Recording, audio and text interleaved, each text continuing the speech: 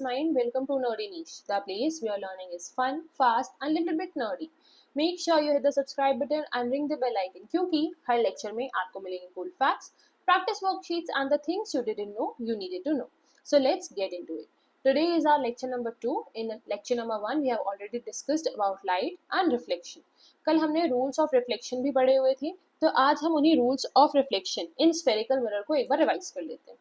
4 rules हैं. 4 rules में जिसमें 2 को अगर आप समझ लेंगे तो 2 का उल्टा ही वाइस वर्सा यहाँ पर होता है. सबसे पहली चीज यहाँ पर आपके पॉइंट्स होंगे. पॉइंट्स कौन से होंगे? एक होता है सेंटर ऑफ कर्वेचर जो कि हमारे मिरर का क्या है, सेंटर है. ठीक. एक होता है हमारा फोकस, एक होता है हमारा पोल. ठीक. सिमिलरली यहाँ पर ये कॉन्वेक्स मिरर है. कॉन्वेक्स मिरर में अंदर की तरफ होता है यहाँ पर सेंटर ऑफ कर्वेचर. ये है आपका फोकस पॉइंट और ये है आपका पोल. ठीक.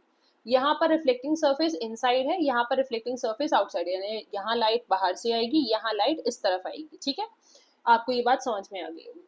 अब अपन इसमें देखते हैं कि हमारे केसेस क्या क्या है. सबसे पहला केस है हमारा कि अगर कोई भी लाइन पैरेलल होगी प्रिंसिपल एक्सिस के. कैसी होगी? पैरेलल होगी प्रिंसिपल एक्सिस के, तो वो फोकस से होते हुए निकलेगी. कैसे निकलेगी? फोकस से होते हुए निकलेगी. दैट मीन्स पैरेलल है तो फोकस से निकली.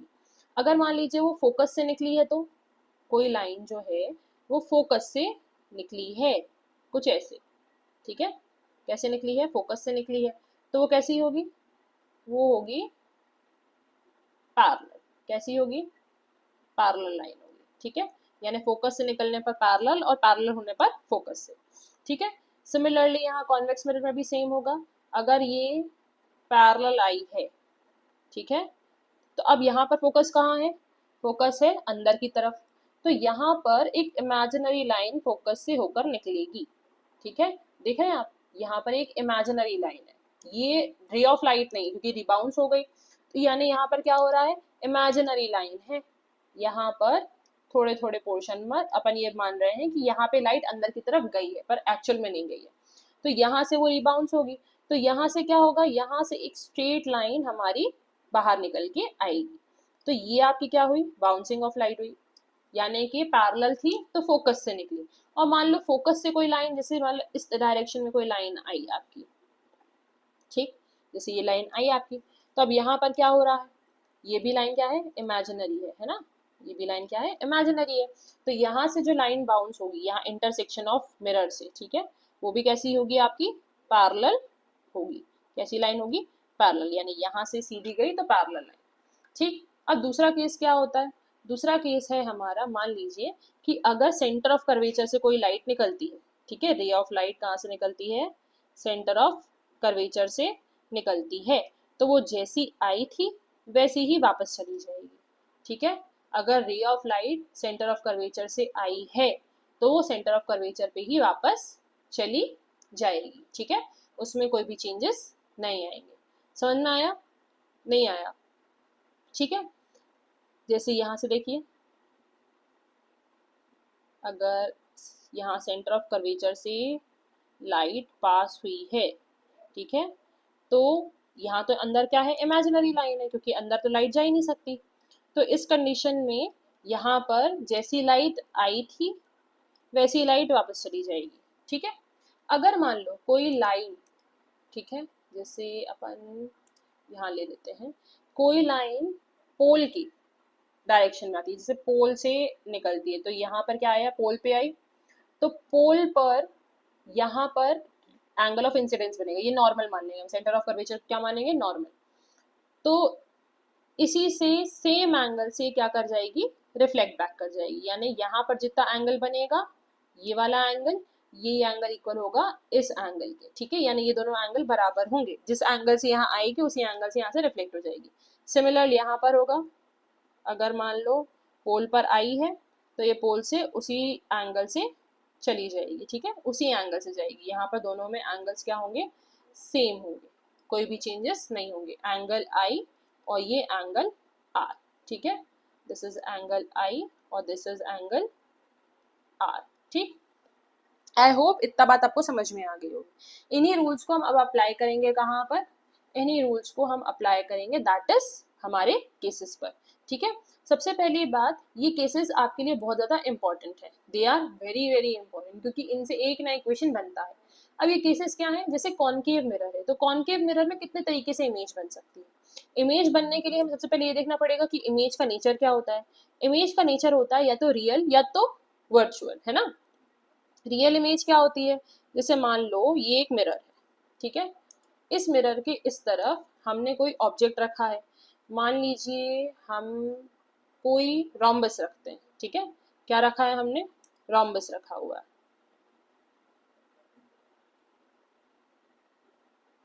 ठीक है, ये एक रोम्बस रखा हुआ है। तो इसी का एग्जैक्ट ऑपोजिट, ठीक है, इसी का एग्जैक्ट ऑपोजिट कहाँ बनेगा, इस तरफ बनेगा।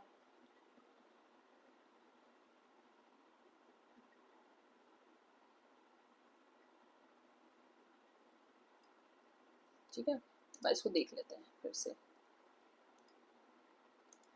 इसी का एग्जैक्ट ऑपोजिट बनेगा इस तरफ, ठीक है, दैट मीन्स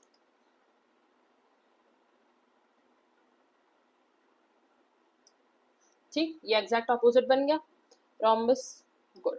अब यहाँ पर क्या हो रहा है कि यहाँ पर आप देखो कि ये जो साइड है, ठीक है, मान लो अपन इसको मान रहे हैं ए बी सी और डी, तो अब यहाँ पर बी पॉइंट कौन सा है, ये बी पॉइंट है, ये ए पॉइंट है, ये सी पॉइंट है और ये डी पॉइंट है।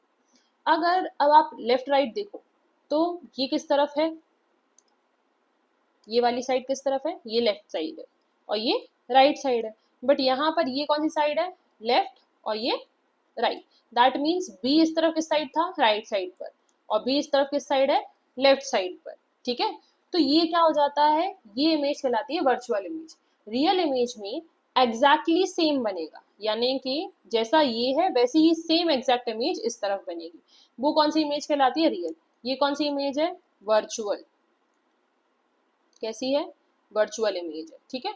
अब आप यहाँ पे देखिए सबसे पहला केस कौन सा है, पहला केस है हमारा दैट इज अगर कोई ऑब्जेक्ट इन्फिनिटी पर रखा है, ठीक है, तो उसकी पोजीशन क्या होगी, सबसे पहले तो ऑब्जेक्ट रखा है इन्फिनिटी पर, तो इमेज बनेगी फोकस पर, कैसे बनेगी ये आपको बनानी सीखनी है। सबसे पहले हम एक लाइन निकालेंगे दैट इज सीधी, सीधी समझ गए आप, कैसी, जैसे मान लीजिए यहाँ से इन्होंने क्या किया है, एक स्ट्रेट लाइन निकाली है, ये स्ट्रेट लाइन है, ठीक है, देखिए ये स्ट्रेट लाइन दिख रही है, ये स्ट्रेट लाइन इन्होंने की और क्योंकि ये लाइन पैरेलल है, इसको थोड़ा सा अपन कलर थोड़ा सा इसको बोल्ड कर ले रहे हैं ना, तो आपको थोड़ा समझने में आसानी हो जाएगी। हाँ देखिए ये स्ट्रेट लाइन है, तो ये स्ट्रेट लाइन जैसे ही गई पैरेलल है क्योंकि ये सेंटर ऑफ मतलब ये हमारे रेडियस ऑफ कर्वेचर से, प्रिंसिपल एक्सिस से, तो ये डायरेक्टली किससे निकलेगी, फोकस से निकलेगी, करेक्ट, इधर तक तो कोई डाउट नहीं। सिमिलरली अगर हम ऑब्जेक्ट के नीचे साइड से एक लाइन पैरेलल ड्रॉ करें तो वो भी कहाँ से निकलेगी, फोकस से, यहाँ पर भी हमें फोकस समझ में आया। अब ये जो पॉइंट ऑफ इंटरसेक्शन है, कहाँ पर मिल रही है दोनों लाइंस, इस पॉइंट पर मिल रही है ना, इस पॉइंट पर मिल रही है, इस पॉइंट पर मिल रही है, तो ये पॉइंट कौन सा है, फोकस पॉइंट है, तो इमेज कहाँ बनेगी, फोकस पर, ठीक है। कैसी बनेगी, रियल बनेगी। कॉनकेव मिरर में 6 केसेस हैं, 6 में से 5 में बनती है रियल और एक में बनती है वर्चुअल, और अगर रियल है तो इन्वर्टेड बनेगी, क्योंकि रियल इमेज कभी भी सीधी नहीं बन सकती, वो हमेशा उल्टी बनेगी। अगर आपका ऑब्जेक्ट सीधा है तो आपकी इमेज हमेशा उल्टी बनेगी, ठीक है। तो ये कैसी इमेज बनेगी, इन्वर्टेड बनेगी। अब देखें साइज क्या है इसका, बहुत छोटी, पॉइंट जैसी, पॉइंट साइज, ठीक है, इमेज की साइज क्या है, पॉइंट साइज, और क्योंकि पॉइंट साइज है तो हाईली डिमिनिश्ड है, बहुत धुंधली बनेगी, ठीक, ये बात आपको समझ में आई, गुड। अब अपन नेक्स्ट चलते हैं, नेक्स्ट केस पर, केस नंबर 2। केस नंबर 2 में अगर सी के बियॉन्ड रखी, यानी अब हमें डिस्टेंस नोन है, पिछले केस में हमें डिस्टेंस नहीं पता था, इन्फिनिटी था, यहाँ पर हमें डिस्टेंस पता है, कोई डिस्टेंस है जिस पर ये रखी हुई है, तो अब यहाँ क्या होगा, यहाँ पर आप देखिए ये सी, ठीक है, यहाँ पे लाइन आपकी गई, ये गई है आपकी लाइन पैरेलल, तो ये निकली कहाँ से, फोकस से, कहाँ से निकली, फोकस से निकली है, ठीक है, ये फोकस से निकली है।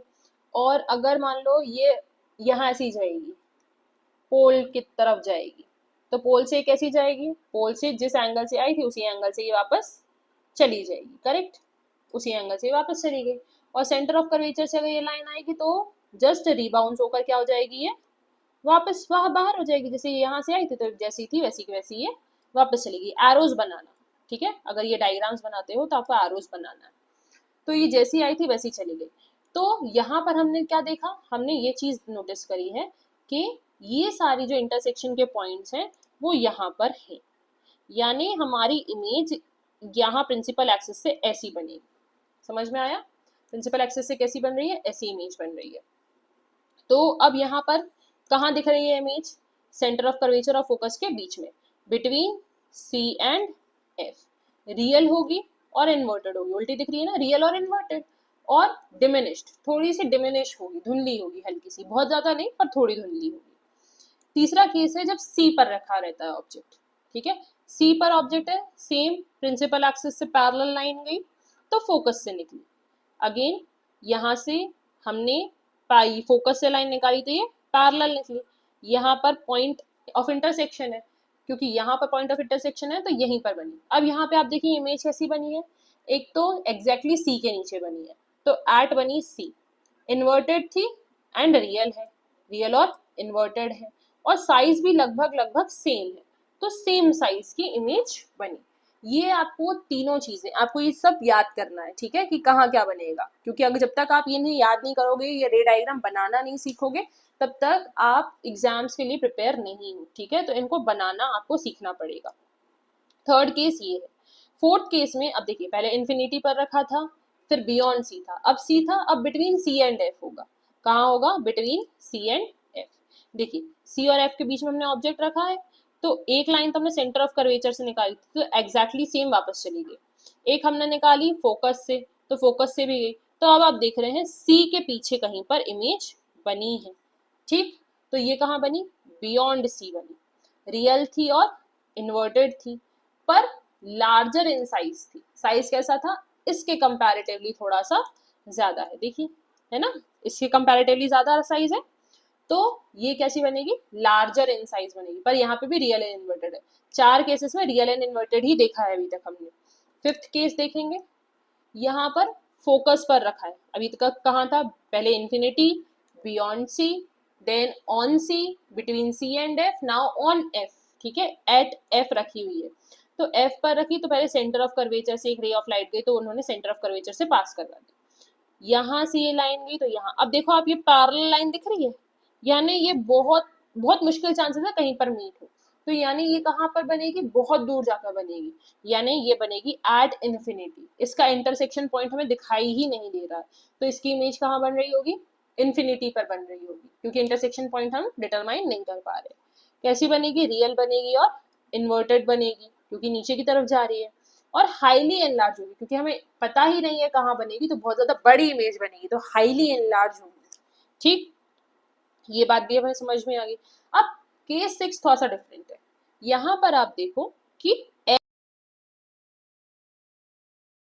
सेंटर ऑफ कर्वेचर से जो लाइन गई वो एग्जैक्टली वापस चली गई, और जो लाइन हमने यहाँ से निकाली ये भी कहाँ गई, इस तरफ। तो अब ये क्या बना हमारा, ये लाइन और ये लाइन आपस में इंटरसेक्ट तो करने ही नहीं वाली, क्योंकि देखो दूर जा रही है, तो ये मिरर के दूसरी तरफ इंटरसेक्ट करेंगे। अगर अब आप बोलो कि मैम जैसे मान लो हमने ये रे बनाई, अगर हम वाली रे बनाएंगे उसमें चल जाएगा, बिल्कुल चल जाएगा। जैसे मान लीजिए हम यहाँ से एक लाइन ड्रॉ करें, ठीक है, ये हमने लाइन ड्रॉ करी, ये पैरेलल थी, और ये निकलेगी कहाँ से, ये निकलेगी फोकस से। कहाँ से निकली है, फोकस से निकली। अभी भी आप क्या देखोगे, यहाँ से जिस एंगल से ये आई है उसी एंगल में ये उधर जाएगी, दिख रही है ना, उसी एंगल से गई, तो ये कहाँ पे मिल रही है, यहीं पर मिल रही है। तो आप रे कहीं से भी अप्लाई करो, कोई भी रे अप्लाई करो, बनेगा आपका वो ही रिजल्ट जैसा आप चाह रहे हो, ठीक है। तो यहाँ पर ये बियॉन्ड द मिरर दूसरे तरफ बनी है, ठीक है, किस तरफ बनी, दूसरे तरफ। कैसी बनी है, एनलार्ज बनी है, पर इस बार ये इन्वर्टेड नहीं है, ये इरेक्ट है, इरेक्ट यानी सीधी इमेज है, तो ये कैसी होगी, वर्चुअल होगी, यानी बियॉन्ड द मिरर है, वर्चुअल है, इरेक्ट है, यानी 5 केसेस में क्या थी, 5 केसेस में आपकी इमेज बनी थी रियल एंड इन्वर्टेड, यहाँ पर बनी है virtual and erect, and virtual and erect is enlarge also. ठीक है, ये बात आपको समझ में आई? आई होप आपको ये केसेस समझ में आए होंगे, क्योंकि ये बहुत इंपॉर्टेंट केसेस हैं।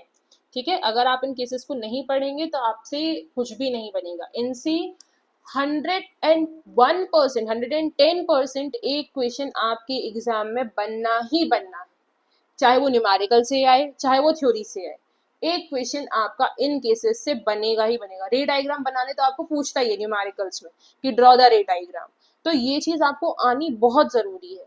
ठीक है, तो ये चीज आप थोड़ा सा आज बैठ के पढ़ेंगे। अब यूजेस ऑफ कॉनकेव मिरर क्या है? Concave mirror is commonly used in torch, search light and vehicle headlights to get powerful parallel beam of light. Concave mirror को हम वहां पर यूज करते हैं जैसे टॉर्चेस होती हैं, सर्च लाइट्स होती हैं या व्हीकल्स की हेडलाइट्स होती है वहां पर। They are often used as shaving mirror, इन्हें शेविंग मिरर जैसा भी यूज करते हैं क्योंकि ये एनलार्ज इमेज बनाती है। ठीक है, अगर पास में रखोगे आप ऑब्जेक्ट को तो कैसी इमेज बनेगी? एनलार्ज बनेगी, तो वहां पर आपको ये बहुत फायदेमंद रहती है। The dentist use concave mirror to see the large image of the teeth of the patient. ठीक, and large concave mirrors are used to concentrate sunlight to produce heat in solar furnaces. ठीक है, solar furnaces में भी इनका use होता है। I hope आपको आज का लेक्चर बहुत ज़्यादा एंगेजिंग लगा होगा अभी तक। ठीक है, अब नेक्स्ट केस कौन सा है? नेक्स्ट केस है हमारा image formation in convex mirror. कैसा है? Convex mirror. ठीक, image formation in convex mirror से अब हम क्या समझते हैं? जैसे कॉनकेव था वैसे कॉन्वेक्स है, पर कॉन्वेक्स के सिर्फ 2 केसेस है। ठीक है, पहला केस है कि अगर कोई ऑब्जेक्ट इन्फिनिटी पर रखा हुआ है, जैसे मान लीजिए यहाँ पर कोई ऑब्जेक्ट है जो इन्फिनिटी पर रखा हुआ है, तो इसकी इमेज कैसी बनेगी? सीधी लाइन आई, फोकस से पास, सीधी लाइन आई, फोकस से पास। कहाँ बनी इमेज? फोकस पर और बियॉन्ड द मिरर। तो बियॉन्ड द मिरर बनी तो वर्चुअल होगी और इरेक्ट होगी। एट बनी है फोकस और हाईली बनेगी डिमिनिश, क्योंकि फोकस पर बनी है तो कैसी होगी? डिमिनिश इमेज बनती है। दूसरा केस क्या होता है? दूसरा केस है कि अगर मान लीजिए हमने ऑब्जेक्ट को किसी पास के पॉइंट पर रखा है। ठीक है, पास के पॉइंट पर रखा है इन्फिनिटी और पोल के बीच में। ठीक है, किसके बीच में? इन्फिनिटी और पोल के बीच में रखा हुआ है। तो अब जब ये इन्फिनिटी और पोल के बीच में रखा हुआ ऑब्जेक्ट है, तो इससे जब ये रेज आएंगी, तो पहली रे आई यहाँ पर, ये नॉर्मल ड्रॉ होगा इसमें। ठीक है, ये एक ऐसी रे थी जिससे क्या ड्रॉ हुआ है? नॉर्मल ड्रॉ हुआ है। ठीक, तो ये जब नॉर्मल ड्रॉ हुआ तो इससे ये angle of incidence, angle of reflection से ये पहली रे आई। दूसरी हमने फोकस से पास करी है। ठीक, कैसी पास करी है? फोकस से पास करी है, सॉरी सेंटर ऑफ कर्वेचर से पास करी, तो यहाँ पर बनी किसके इसके बीच में? पोल के और फोकस के बीच में इमेज बनी है। और देखिए साइज कैसा है इसका? साइज दिख रहा है आपको? वेरी स्मॉल इन साइज दिख रही है ना? कैसी है? बहुत ही ज्यादा छोटी है साइज में। तो यहाँ पर इमेज बनेगी between P and F, behind the mirror. Virtual दिख रही है, इरेक्ट दिख रही है और हाईली होगी डिमिनिश्ड, स्मॉल इन साइज। ठीक है, हाईली डिमिनिश के साथ में स्मॉल इन साइज। कैसी है? स्मॉल है। तो ये चीज आपको ध्यान में रखनी है। आया समझ में? ये 2 केसेस किसके हैं? ये दोनों केसेस हैं हमारे कॉन्वेक्स मिरर के। तो कॉनकेव मिरर के टोटल 6 केसेस। कितने केसेस कॉनकेव के? कॉनकेव मिरर के टोटल 6 केसेस और कॉन्वेक्स के टोटल 2 केसेस। ये सारे केसेस आपको पता होने चाहिए। आपको ये पता होना चाहिए कि कॉन्वेक्स मिरर में कहाँ से कैसा रिफ्लेक्शन होता है, कॉन्वेक्स मिरर ही क्या होता है, किस तरफ रिफ्लेक्शन होता है, कॉनकेव में कहाँ से रिफ्लेक्शन होता है, साथ ही साथ अलग अलग पॉइंट्स पर अगर हम कोई ऑब्जेक्ट रखेंगे तो उसकी इमेज कैसी बनेगी, ये सारी चीजें आपको पता होनी चाहिए, क्योंकि इनसे रिलेटेड अब हम न्यूमेरिकल्स भी करेंगे, है ना? आपको वहां पे मैं बनाने बोलूंगी ये रे डायग्राम्स। ठीक है, कॉन्वेक्स मिरर के यूजेस क्या होते हैं? पहला तो ये रेयर व्यू होता है मिरर, व्हीकल्स में रेयर व्यू देख रहे हैं ना, पीछे का व्यू, उसके लिए यूज होता है क्योंकि ये बड़ी चीजों को छोटा दिखाता है ना? वहां पर कॉनकेव क्या कर रहा था? बड़ी चीजों को, सॉरी छोटी चीजों को बड़ा दिखा रहा था। यहाँ ये बड़ी चीजों को छोटा दिखा रहा है। जैसे कार वगैरह होती हैं, उनमें आप देखोगे पीछे गाड़ियां बहुत छोटी छोटी दिखाई देती है उनके मिरर्स में। क्यों? क्योंकि वो क्या होते हैं? रेयर व्यू मिरर्स होते हैं, यानी बड़ी जगह हमें छोटी सी जगह में, कॉम्पैक्ट जगह में दिख सके। These mirrors are fitted inside of the vehicle, enable the driver to see the traffic behind him or her to facilitate safe driving, safe driving के लिए। Concave mirrors are preferred because they are always an erect through though diminished images, ठीक है। इनमें erect बनती है image, erect यानी कि सीधी, उल्टी इमेज नहीं बनती। अगर गाड़ियां आपको, मान लीजिए आप स्कूटर चला रहे हैं या बाइक चला रहे हैं या कार चला रहे हैं, तो उसमें अगर आपको पीछे आती हुई गाड़ी उल्टी दिखाई दे तो आप फोकस कर पाएंगे?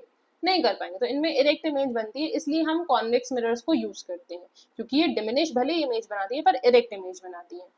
इनका एक वाइल्ड फील्ड व्यू होता है। कैसा व्यू होता है? वाइल्ड फील्ड व्यू होता है, यानी ये एक वाइड व्यू दे पाते हैं अपने अपने राइडर्स को, ठीक है। तो इधर पे आपको एक वाइड व्यू मिल जाता है। तो कॉन्वेक्स मिरर जो रहता है, ठीक है, वो ड्राइवर को बहुत ज्यादा चीजें एक छोटी से मिरर में देखने के लिए एनेबल करता है, यानी कि बाइक्स, यानी साइड की जगह, या फिर आप बोलो पीछे का व्हीकल या 3-4 व्हीकल, बहुत सारी चीजें आप एक छोटे से मिरर में देख सकते हो। इस वजह से हम ये वाले मिरर्स को यूज करते हैं। आई होप आपको इतनी बात समझ में आई होगी। कल से हम साइन कन्वेंशन स्टार्ट करेंगे कि साइन कन्वेंशन क्या होते हैं, कि कहाँ पर कौन सा साइन, मतलब हमारे इमेज डिस्टेंस क्या होती है या ऑब्जेक्ट डिस्टेंस क्या होता है, मैग्निफिकेशन क्या होता है, इन सब चीज़ों के ऊपर कल अपन थोड़ी सी बात करेंगे। तब तक आप आज की वर्कशीट में जितने भी मिरर इमेजेस हैं, ठीक है, जितनी भी इमेजेस बनेगी वो सारी आपको बनानी है। आज की वर्कशीट में मैं आपको आंसर की प्रोवाइड नहीं करूंगी, बिल्कुल भी आंसर की प्रोवाइडेड नहीं होगी। जो भी आप इमेजेस बनाएंगे आप लेक्चर से उनको टेली करेंगे। लेक्चर में जो भी इमेजेस दी हुई है उनसे अलग कोई भी इमेज नहीं बनने वाली है। तो आज आप रेफर करेंगे लेक्चर को, और लेक्चर की इमेजेस को देखकर आप क्या करेंगे, अपनी इमेजेस को टेली करेंगे। आपको मैं बहुत सारे केसेस दूंगी जिनमें आपको क्या करना है, वहां पर ऑब्जेक्ट की इमेज बनाना है, ठीक है, इमेज डायग्राम बनाना है। आई होप आज का लेक्चर आपको पूरा समझ में आया हो। अगर कोई भी डाउट्स हो तो आप प्लीज उसको कमेंट सेक्शन में पूछिए। Till then, keep learning, have fun, great day ahead. Thank you so much, class.